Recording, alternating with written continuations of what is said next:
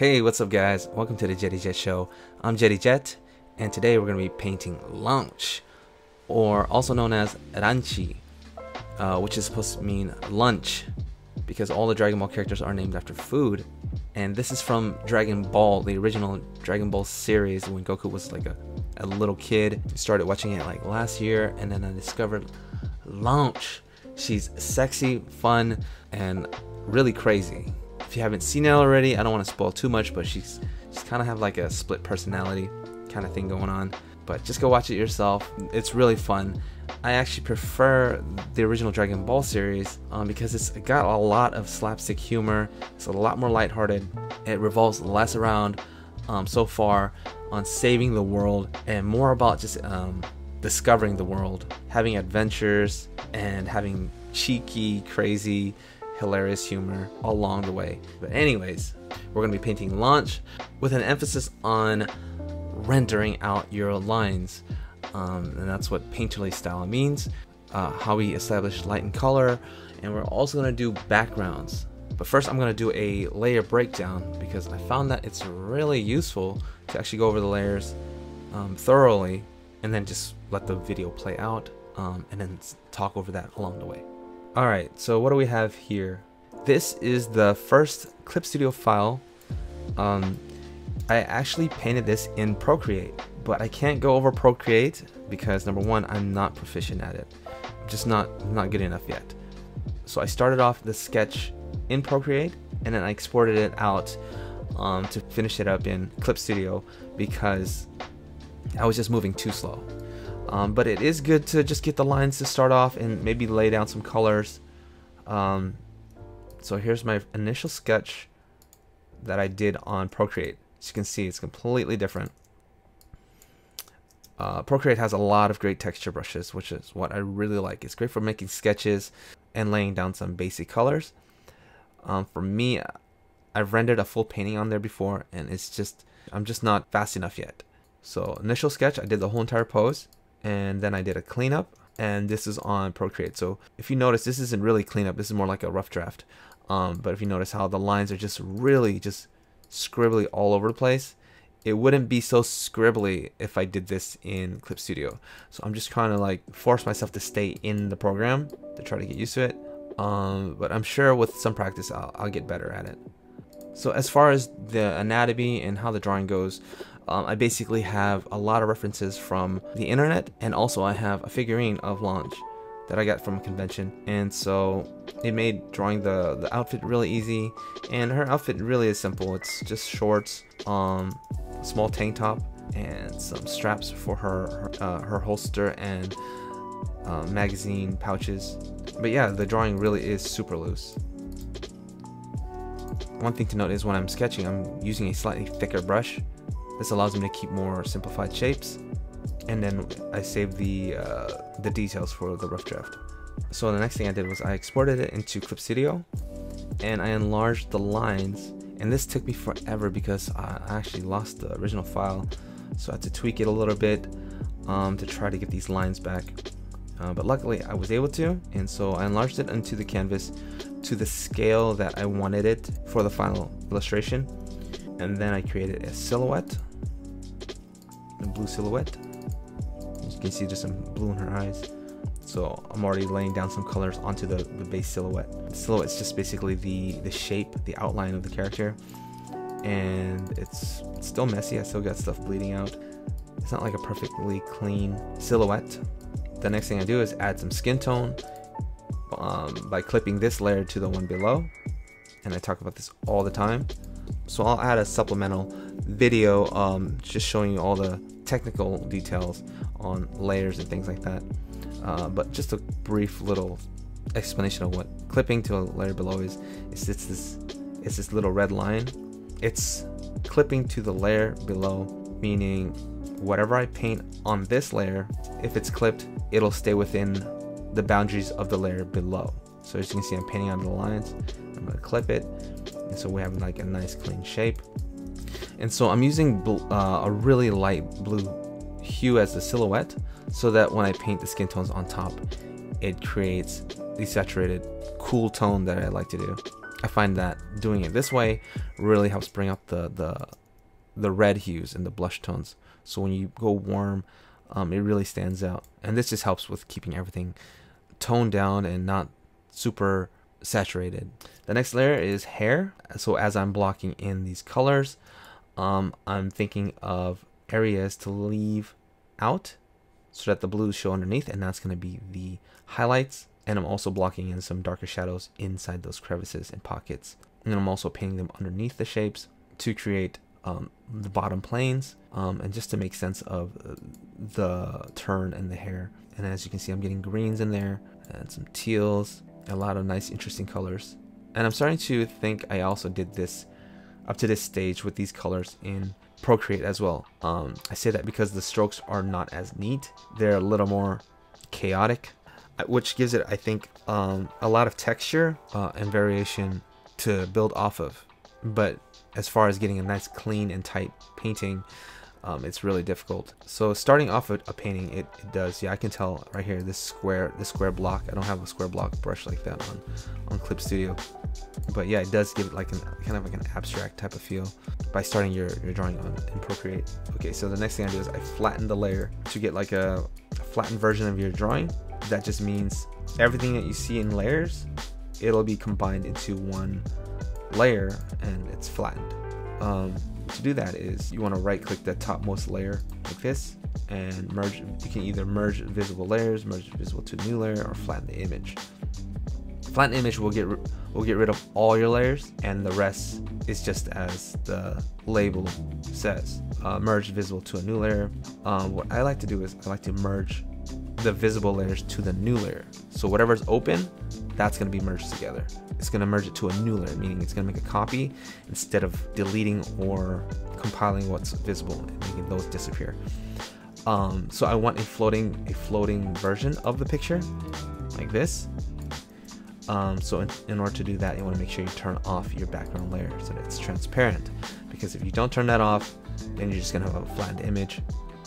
That includes the background, but I feel like later down the stage I'm not going to be using this because I want to keep the lines separate, but this is, I guess, is a good time to explain how to flatten your layers. Here's the next layer up is a highlights layer. So I just block in some highlights, a cool teal color, just pop out those shapes a little bit. So this is actually specular highlights on her breast. I also add a little highlight here against her arm. And then the next layer, I'm going to be using an overlay layer to make the whole entire drawing a lot more contrast. So this saves me a lot of time without having to actually draw the whole picture in this super dark and punchy type of color scheme. In order to get this effect, I'm using an overlay layer. So if I turn off if I set the overlay layer to normal, this is the color that I'm using. One flat, dark, brownish tone. And I'm not clipping this down to the layer below. I'm actually just painting it directly over the shapes. Judging by the shape that I did, probably filled the whole entire canvas in one flat color, and then I'm using like an eraser brush and I'm erasing out the shapes around the character, and I'm also erasing some right along the edge of the character, but as you can see, I'm missing like the little crevices and gaps, like the little crevices between her legs. Let's set this right back to overlay. So we got this nice contrast color, and then next I add a multiply layer to create an overall darker tone. And see if I keep that.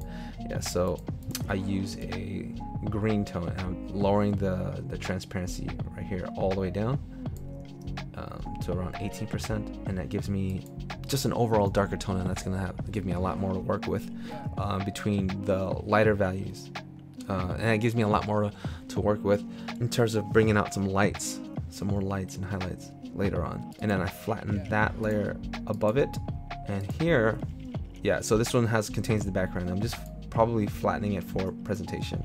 Alright, so I can turn this flatten layer off. So after getting all these neutral tones down, I then add in our lighting. So I'm using a color dodge layer to block in the lights, and the color for color dodge I'm using is like this reddish tone. So after reviewing all of this, I'm pretty sure I did this whole entire process in Procreate, and then I exported it out to Photoshop. But because Clip Studio opens Photoshop files, I opened the Photoshop file using Clip Studio. So I had to really work around it and fidget with it a little bit. Let's set this back to color dodge, and you can also use other layers as well. Glow dodge has a cool effect. You can add overlay. Overlay does work if you're using the color, and then you turn up the brightness of the color. So it just depends on how you work it. Those are some of the options to create lighting for this approach. For a quick and easy way to just establish your lighting, is just use color dodge. All right, moving on to our next stage. So we're gonna go through this really quickly, even though my editing already says like 30 minutes. Make sure you guys get your water. All right, so on the next stage, we're gonna be 100% rendering in Clip Studio Paint. So I have the original sketch here somewhere. Let's turn them all off. Boop, boop, boop, boop. All right, so this is more or less what we had from before. I've expanded the canvas a little bit to have more room. If I wanted to rearrange her around a little bit, she'll still have some leg room or some elbow room that'll fit into the composition. But I'm pretty happy with the cutoff of her legs, because if I move this around, you can still see that there's still legs underneath. All right, so I set up everything just about to how we had it before. I put all the base colors into a folder, including the lines. So the lines are separate, so I didn't combine them. And that's gonna give us room to work with the rest of the colors. And the light source is still set to color dodge, and I've clipped that down to the folder. So it'll affect everything underneath on the folder. Then there's a multiply layer to darken everything up. But before we even do that, we just keep those off for now. So we already have the lights established, pretty much how we had that before. But I like to create basically all the base tones, base colors, or local colors before I add in the lighting and the shadows. And I like to do this because it keeps everything neutral. All the colors are neutral. We're not thinking about the lighting yet. And if the color dodge layer or the lighting layer is on top, it's going to interfere with the colors underneath. So I want to make sure I'm doing this in stages. So I'm blocking the grenade. She's holding a grenade because that's what Launch does. But before I move on to the rest of the shapes, you can see that I'm refining a little bit the midtones of the hair. Blocking some more darks and leaving some highlights still in the picture. We got an extra layer just for the ring itself. So a lot of these layers might look a little bit more finished. I'm adding in 2 to 3 levels of shading in each shape. So for example, the glove, it's not just one base flat tone. It has the shadows blocked in as well as the midtones. Midtones are usually just before it hits the highlight. And I'm not doing like a separate layer for highlights on this. I'm just trying to let the little blues show up underneath. And if I wanted them to be a lot brighter, then I'm going to use a stronger or more hard-edged, finer brush to carve out those shapes like these little highlights here on her glove. And so her tank top is green, her pants are brown. Did I do that? Oh, look, yep. So good, I left it so that I can explain what I'm doing. Basically lay down a flat tone with some indication of a form and gradient, and then I go in and block in the shadows, following those shapes, trying to create some folds all throughout her shirt. I might have overdone it, but for the effect, I think it looks pretty cool. And a flat red tone for her bra underneath, and then some green for the missing area and the gun. We can move that down just by going here, cutting it out, pasting it over the green here. I'm gonna merge that down there, so we have a gun just on its own layer. So again, I'm blocking in some dark bluish gray tones for the gun, and then hitting areas where I want them to turn. So the dark areas is gonna suggest some plane changes. I look at it as there's two options. The one that's directly, the plane that's directly in front of us, and then there's the turn that's facing the sky. And you gotta ask yourself, is there gonna be strong lights hitting the top area, or there's gonna be more lights directly in front of us? And for a neutral lighting scheme, it tends to be the areas in front of us. So if we're thinking about like an ambient lighting, whatever's in front of us is bright, and as it recedes away, it gets darker. So like her boobs, that's a good example. See how the highlights right in front of us, and around the edges they're getting slightly more darker. See her shoulder, how it's rounding off. There is a highlight on her shoulder, and then it rounds off the edges. Just a really quick way of creating some neutral ambient lighting. And with her shorts, again, blocking in some shadows. And I'm laying a lot of bigger shapes in, and then I'll take an eraser or for finer details and just erase along the edges to carve out areas where I want highlights, the ridges, the folds, the seams. Don't let those crazy details fool you. You'll be able to see the process in the time-lapse version when we get there. But the darker darks or ambient occlusion shadows, we just call them the crevice shadows. It's crevice or touching shadows. They touch and they're crevice. So here we are. The shapes really begin to surface once you block in those darks. So I'm looking for areas of pockets, and I try to stay away from outlining the lines. This is technically what lines are made of in an abstract sense. We're thinking of lines, but without drawing lines. The lines create themselves when you're drawing these crevices. Like you kind of, your eyes make up the areas that don't have lines and they attach them together. So for example, this triangular shape here and this shape up here, as you can see along that area, there are some hints of darks, and I still have the lines that connect them from the rough draft, but we're not like just straight out outlining it. And I'm gonna render that later to blend it in and out, to slightly lose it and retain it at the same time. And that's gonna give us that nice painterly look. All right, so this is pretty much the foundation of the drawing. And then I added the multiply layer for that blanket darker tone. I'm blocking some light blooms. The blooms are like where the lights are blooming with a large soft airbrush to add some soft light. This light, in this example, actually add that in after adding the light source. So the light bloom, it's just how the light bleeds into other areas. So this area where the light hits her hair, a light bloom would mean that it's scattering around that area. So before it's just one flat shape, and this looks like it's blooming or scattering or spreading. And also you can add them in areas where you feel like the light would be emerging from behind, creating this like dream-like effect. So I'm also thinking of like how the light hits the skin, it'll bounce and scatter around that area, especially where the lights are strongest. Around her hair, this area of her boob, and her elbow. So I have like 3 large areas, and maybe a little bit on her thigh. Let's see. As we go lower, the bloom effect or the light weakens, so becoming less intense. And that is a concept known as subtlety. I want to make sure it's subtle. Subtlety shifts in intensity and strength because light fades. It's not just like pow pow pow, pow pow pow pow. I mean, it can be. And we want to have control over it and direct to where our eyes are looking, where our focus is, and be the director of your painting. Light bleed. I have this one called light bleed. Okay, so again, similar concept, but this time I'm keeping it a more narrower spectrum or area range where the light affects. So I add in an overlay layer using a reddish color. I'm just hitting jet just around the areas where I want the light to heat up a little bit, and I call that the light bleed. But I've also heard people call it subsurface scattering, but I don't like to use that term just because I feel like it implies that it has to have like a surface that has light bleeding underneath, but that's not really always the case. Like you can see it against buildings, you can see it against hair, you can see it against a lot of things where there's a transition between light and shadow.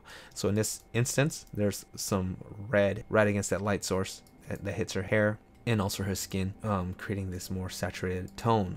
And the way I see it is that the shadow itself is a cooler tone, and when the light hits it, right along the edge, there is this this overlay effect or this layering effect of light, where just around that edge the light is bleeding, kind of like a glow. It's glowing or blooming, that small area, and that creates a doubling effect where it lights up the shadowed area, but it keeps it in a slightly darker value, and so that creates that saturated hue of that color that it's of that area, of that shadowed area. It's a lot to think about, but that's kind of how I explain it, visualize it. So now that we have all of our lighting and shadows established, we can begin our rendering. We have pretty much all of the information that we need in order to clean up. We have all of our darks, our lights, and we even retain our lines. So from here, I'm going to pick and pull these colors and paint on top, trying to tighten the drawing, make sense of the shapes, and lose the lines, but also retain areas where I want to keep it like sketchy and loose. Moving on to our next layer, and already you can see it's super tightened. Everything's super cleaned. Pretty much done. But we can go back and turn off all these layers and walk you through it one more time. What do we have here? Okay, so this is it. This is where we're at. This is where we were at. And the approach that I do in this is I'm trying to use less layers as I'm going. Like I'm not going to be keeping the layers. So basically I flatten the image. So we have a flattened version, and each stage I'm flattening the image as I'm going along. And so it's pretty much a single layer type of painting. I have multiple layers because I'm retaining the process for you guys and also for myself so I can review it. Painting without layers, there's always layers involved, but essentially what I'm doing in this stage, I'm going in and painting directly onto our rough draft, our first draft. So when I'm setting up the lighting, shadows, tones, and all of that, I think that it's really useful and efficient to use the layers and getting all that done really fast. And then when it comes down to rendering it, that's when you can just paint directly onto the painting without worrying as much about the layers. All right, so with the flattened version on top, and I have one white background, first layer goes in and it's super rendered already. So what I've done is I've duplicated this layer. So I have this and I duplicated it on top. And when I duplicated it, I begin rendering. And so you're only seeing the aftermath of what happens from here to here. So basically I'm going in with one of my brushes, and brushes I use, I have some custom brushes, which I have now available on the Gumroad store. But any brush will do, especially their stock brushes that come with Clip Studio. And I'm picking the colors underneath and I'm painting in around the areas to try to lose the debris. I'm trying to find areas where it's messy. So like for example, there's this area around the belt. I would paint out areas like that, and also picking the highlights for areas that are in the light, darker colors for the edges and the crevices and the turns in plane. But for the most part, I'm looking for little specks of debris, like this little shape here. I would paint that out using the colors that are neighboring or next to that shape. What I don't want to do is I don't want to lose the shapes that are underneath. So I don't want to create too much things that are new and destroy the colors underneath. I want to work around it, trying to retain those shapes. Adding in darks to punch the darks and highlights to make the lights brighter. So that's flattened, and then I duplicate this again.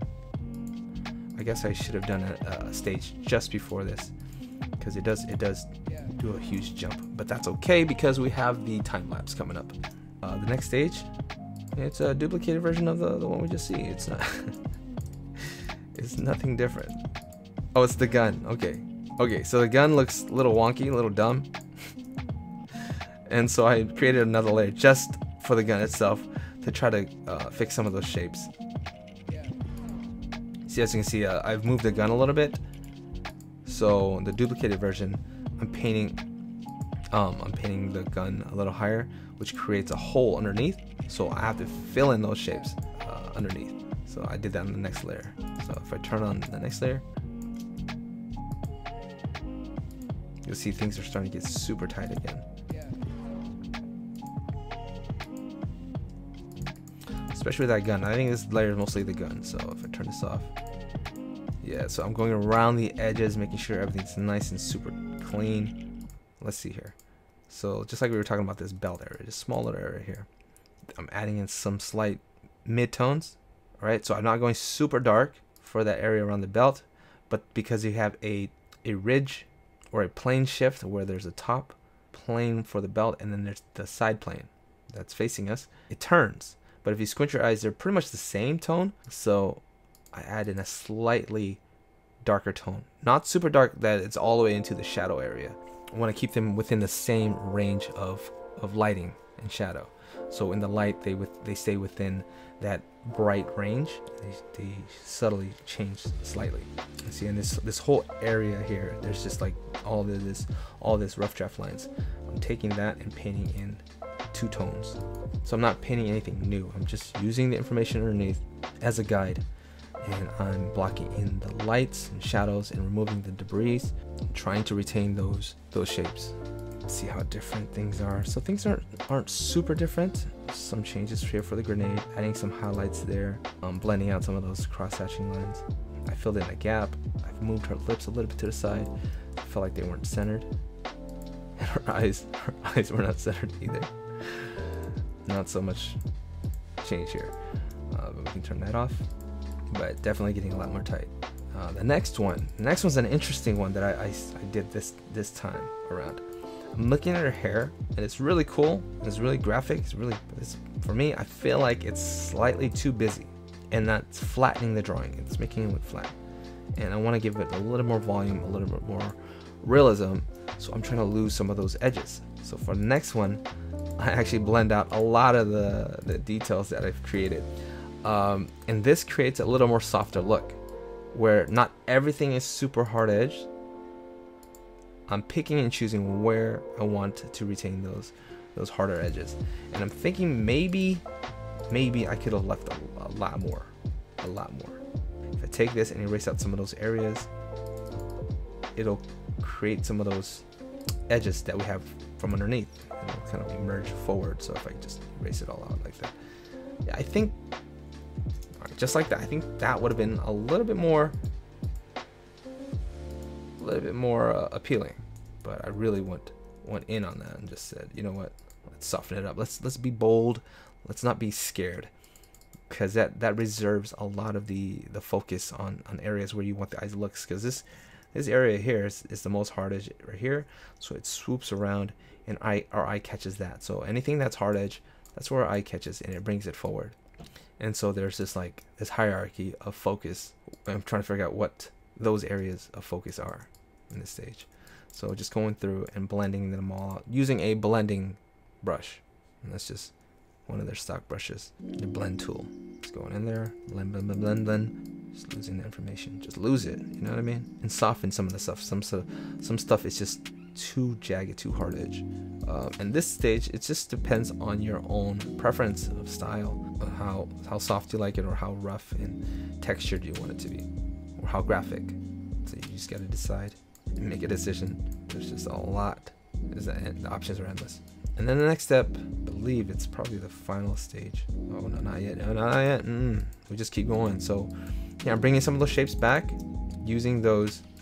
I guess I do come back with some shapes, but instead of erasing out those soft edges, I'm pulling them back by painting in darker tones to really emphasize those shapes.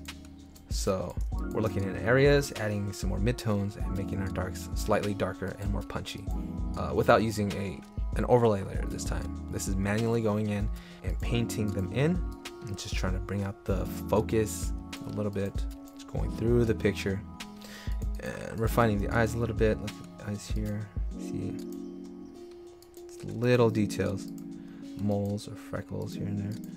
One below her eye and one right along the edge of her cheek. So this is just like small little fine details at this stage. So look at this rough edge here. See, just going in there and just refining it right along the edge here. And at some stage, your brain really makes up a lot of the missing areas, the portions where you feel like it's a little rough. Just hitting some of the areas will create a cleaner look around the areas, because your brain kind of does some magic things. So you don't necessarily have to make sure every single edge is sharp and cleaned. Want to skip a few clean. And then the last one. Yes, this is the final, I think, darkest darks, the crevice shadows. We'll call them the crevice shadows. Here we go. I'm just going in and really hitting those corners, right along those little corners. Pop, pop, pop, pop, pop. Popping those shapes forward. Again, 1, 2, hit a few, bow, zap. I'm not adding them into new areas of shadow. I'm going in to our pre-existing areas of shadow and just blocking them in there. Slap, blap, slap. Slap, blap. Slap, blap some of those areas. And as you can see, we're losing the rough draft lines, but at the same time, we're creating new lines. And it's lines really is just the transition of lights and shadows and forms and tones. We don't want a literal line because that kind of that's for a more graphic style. And if you're doing that in painting, will flatten the shape. So you want to try to use turns in planes to describe lines. You want to use crevice shadow lines. I want to use the colors itself, like green against her skin. Those are 2 different colors. And then you add a little bit of tone along the edge, but I'm not adding it all the way in. So it's like a lost and found type of deal. 1, 2, skip a few, done. And this one, I'm going in and adding another overlay layer to lighten some of those pockets. So I'm cooling them off. So I'm looking for those little pockets, and I'm blocking in these lighter tones. Highlights. Oh, highlights. So highlights. Again, punching the lights. We made the darks darker. Now we're gonna make the lights lighter. I think I'm using just a soft airbrush. I'm just grazing slightly over the areas of highlights that already exist. It really, really creates those areas of focus and interest. Debris. What's this debris layer all about? Debris? There's always debris. There it is. It's so subtle. Like, this is the fine, like, last thing before you've noticed. Just creates that texture, but adding that last level of debris and texture really makes your illustration look complex. There's just layers upon layers upon layers of information going on top of each other that, without going through a layer breakdown, it doesn't make any sense. But if I walk you through the process, then you're kind of like, oh, I get it. Nah, it's yours in your hands, and then you have it now. And the final cherry on top. This has got to be it. This has got to be it.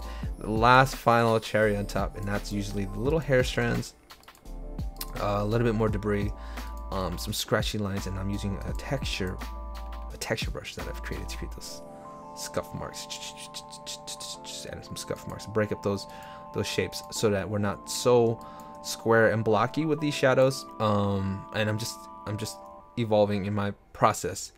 Before I would leave it a stage before and a stage before, just going in a little bit more each time and discovering new methods and techniques to bring out the drawing.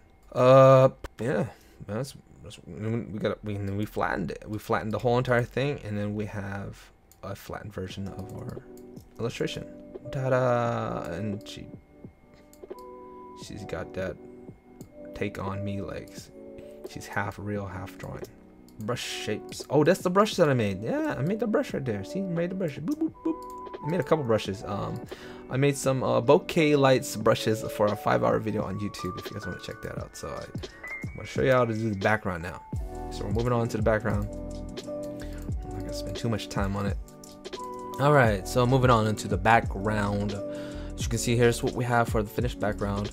I got the Kame house, Master Roshi's house right there. It's like a beach, but I didn't want to go with the cartoony style, so I went more for like a postcard kind of. This is a postcard picture of lunch that she would send to you, taking a picture in front of the Kame house. And let's go over the process. Let's see how I got this background. So we have her on a separate layer. First of all, I think I wanted to go with a greener background, and I think I go over that on YouTube as well, where I show that. But first off, I'm choosing some hues, some tones that I like, and I have a couple photos of the beach itself as inspiration, adding some gradients. I'm going with 2 tones, a blue, pink. I really like this, and I'm sad that I didn't get to use it because I like that scheme. It's cool.